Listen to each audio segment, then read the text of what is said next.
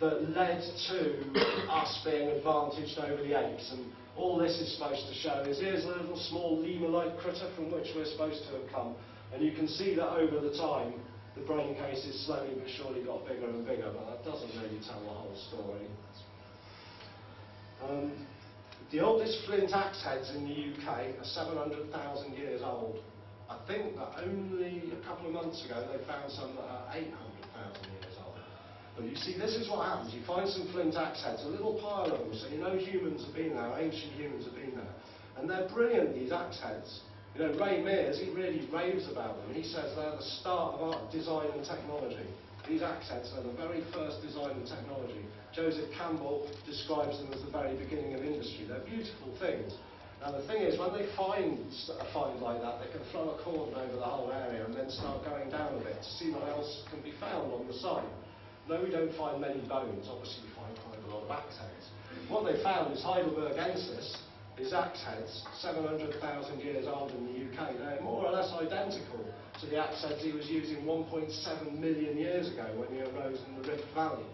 In one site in southern England, they've even found the remains of a horse, which is known to have been butchered by Heidelbergensis. They can tell this because they found a Heidelbergensis tooth near the horse, and the kind of butchery marks on the bones and on the teeth show that what was going on in the UK 700,000 years ago was more or less exactly what had been going on in the Rift Valley 1.7 million years ago.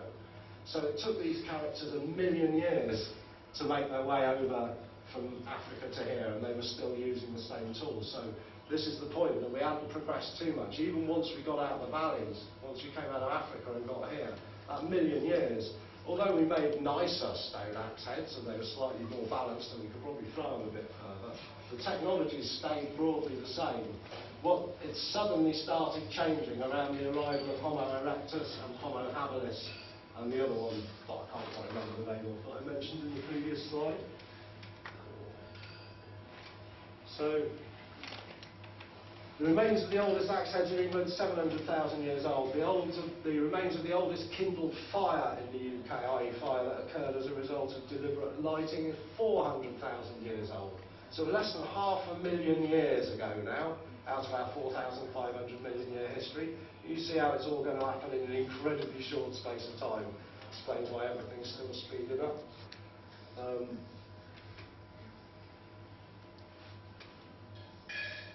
The oldest modern human in Britain.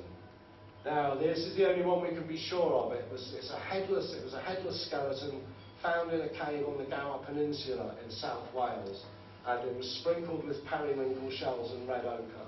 The reason why the head was taken was because by then, this is 27,000 years ago, this skeleton was put in that cave. So that's the beginning of the last great galactic year, okay?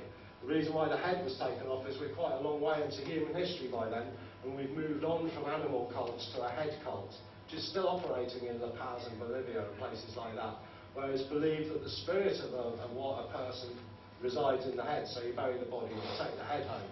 You don't just put it on the kind of dining room temporium. It's used as a kind of oracle. It's thought that they can kind of communicate with you, like crystal skulls really, but they're human skulls. So that's probably why this body was missing its head. And as it happens, also 27,000 years ago, at the border of Czechoslovakia and Austria, another burial was taking place. When I first came across this burial a long, long time ago, it was described as a human sacrifice, which is how archaeologists like to describe burials. Just like they don't like to describe things they don't know what they are as religious artifacts. But in fact, this is a modern representation of this funeral from anthropology.net, and what it shows is a family burial. Now, according to Wikipedia, there's also a burial here which is of an old woman who is kind of twisted down one side like she's had a stroke, and she's buried under a pair of giant mammoth scapulae with a spear in one hand and the remains of a fox in the other, and there's a lot of red ochre between her legs. And it's said that she probably represents the oldest shamanic burial found on planet Earth, and certainly the oldest burial of a female shaman. The place was occupied 29,000 years ago So 23,500 was about when it started to decline, but people lived here for 3,500 years or something, which is a long, long time. They found the remains of 5 buildings have been identified there, and they're outlined by post holes, limestone blocks and mammoth bones, as well as by dense layers of artefacts on the floors. These people were desperately, desperately untidy, which is not true, as we're going to see. It's exactly not true of some of the other people we're going to see. These people just made pottery, broke it, and left it lying around on the ground. There's thousands of artefacts have been found in the area around Dolny Westonice, and many more in the areas surrounding it. Quite extraordinary place. Over 10,000 pieces of fired clay. Now, what's really strange about it is they have these 5 hearths. The biggest of these buildings was 50 foot by 30 foot. It's a big building, had 5 hearths in it, and they had some of the best loess, which is your raw clay for making pottery out of. The idea is that the fewer oxygen bubbles there are, air bubbles in your raw material, the less likely it is to explode. So stuff with no air bubbles in it is brilliant, and that's something these people had in spades. They had loads of it. They were burning mammoth bones to make charcoal. So they had really good charcoal as well.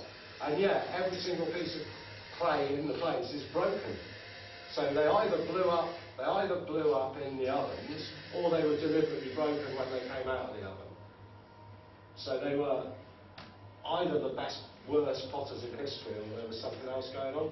One thing's for sure, that in order to get the tools and the wherewithal to make all of this stuff, there must have been customers to buy it. So although this is a place that is unique, you know, people mourn in this talk when we move on from Dolny, because it's not attached to anything else. Somebody happened to see some little chips of Stone Age stuff on the surface, and so they knew that what was under the surface must be older. And they found this place. Nobody had any idea that humans were running potteries in the middle of the last ice age. It's still 10,000 years before the last ice age actually got to its here, and there's these guys. You can see it's a really cold, forbidding looking place. Look, all the mammoth bones and skins they're using.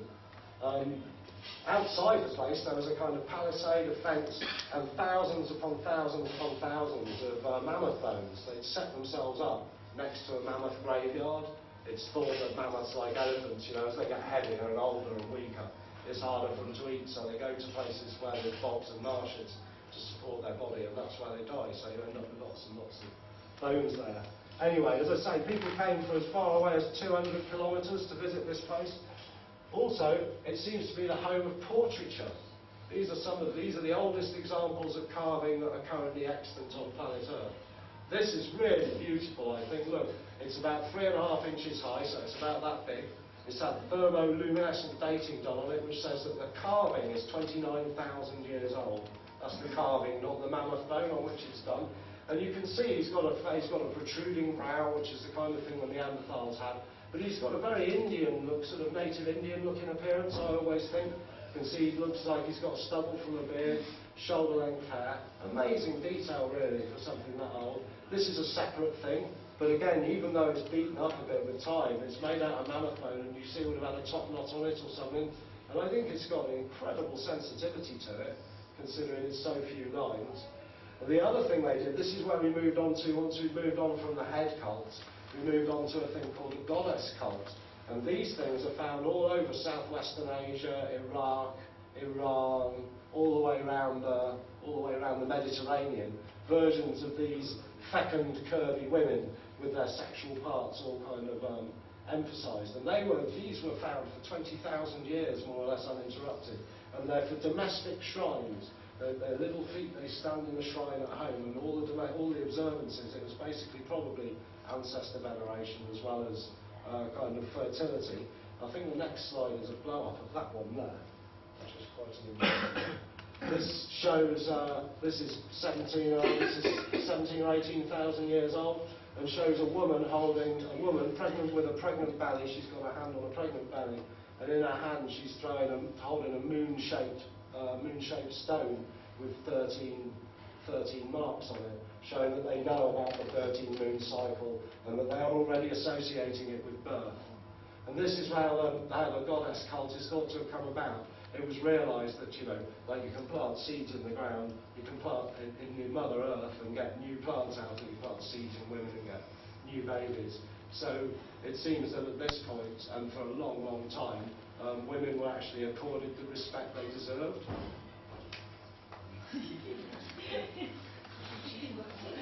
There's actually there's lots of other things as well, lots of other paintings and stuff at this place, but I can't find any pictures of any of them. But you can see it's a cold, treeless environment. The people of Dolney were in the middle of the Ice Age.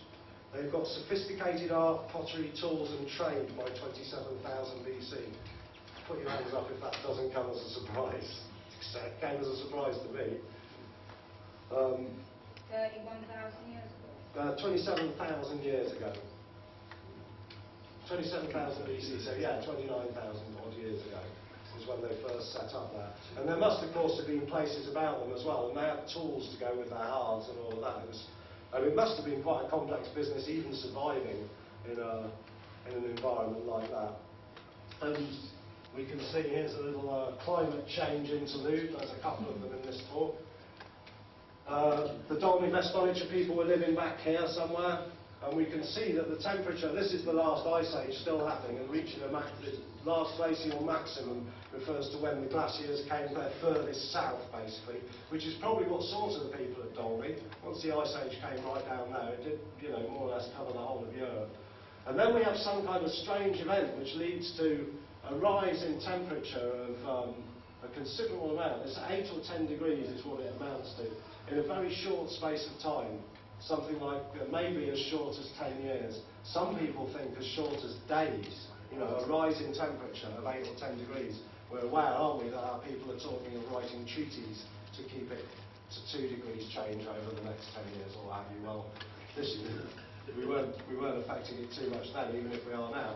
And this had an amazing effect. It melted lots and lots of ice on the ice caps, which fell into the seas, and fairly quickly, in 2 big falls, we see ourselves return straight away to another ice age, which lasts for another 1,000 years or 2.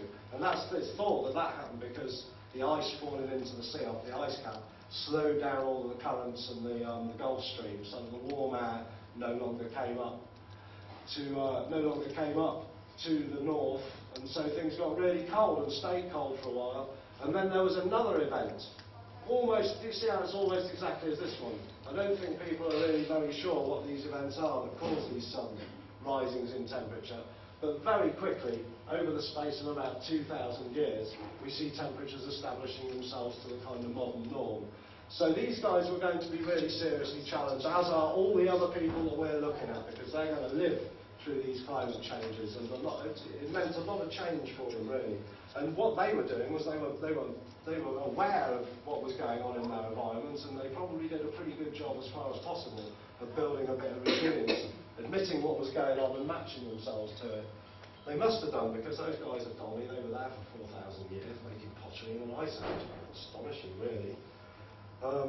So without writing or city or temple, Dolney Vestonich is, at the moment, the oldest evidence that's recognised by orthodoxy of human cooperative effort on Earth. The surrounding area reveals much information about the people who lived, worked and died there. The same isn't true of the next lot of people. This is a site this is called Göbekli Tepe in Turkey.